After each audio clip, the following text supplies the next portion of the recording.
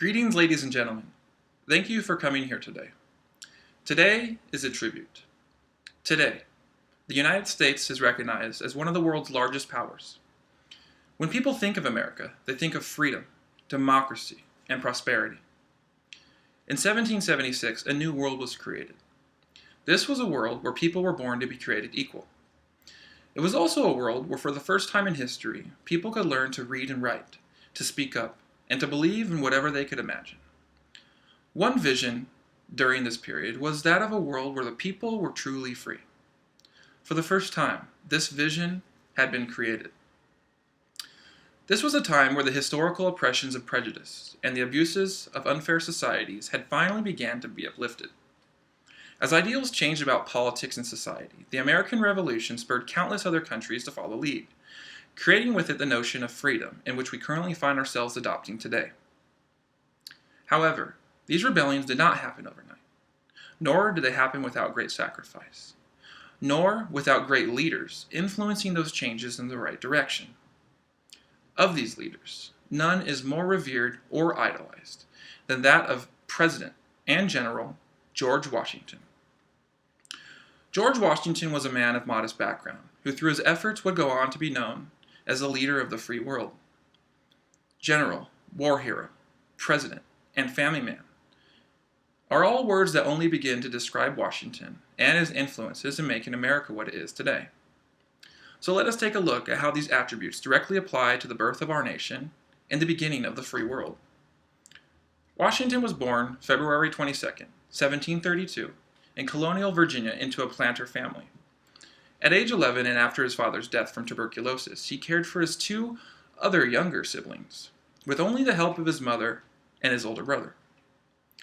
It can be said that at this time, Washington began to develop his leadership skills and sense of responsibility.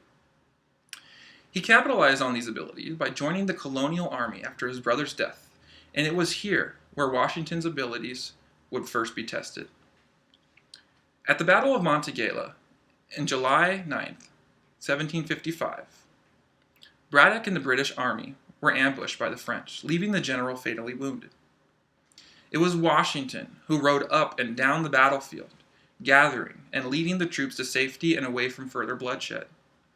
It was also at the Battle of Monongahela that Washington was first recognized for his bravery and leadership, first gaining him the title of commander of the Virginia Regiment at just 23 years old.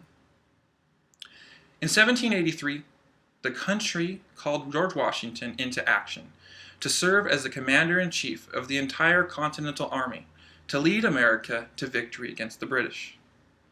Even on Christmas Eve, it was Washington who led his army across the Delaware River to surprise the British into battle.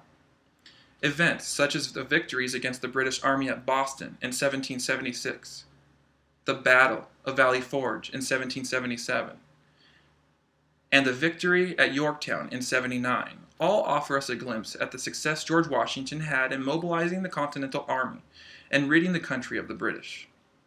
Washington embodied the true spirit of a leader by always protecting his troops while in battle and winning their support after countless victories. His sheer size, tone, and attitude made him a strong commanding presence on the battlefield. It was Washington who provided constant toughness and courage, even in the most difficult of situations. He was not afraid to face the enemy head-on, and continually used ever-complex military strategies to both outwit and outshine his opponents. George Washington's popularity as a symbol of American bravery and leadership landed him the support of his countrymen. He would later use this popularity to become America's first president after signing the Declaration of Independence on July 4th, 1776, finally freeing our country from the British. According to the White House, he was the only president in American history to have received 100% of the electoral votes. It was Washington who practically invented the workings of the presidency, and it is he who established the many levels of government and the governmental processes which are still in use today. Sadly, George Washington died on a cold Thursday, December 12, 1799, not as an old man, but as the leader of the free world.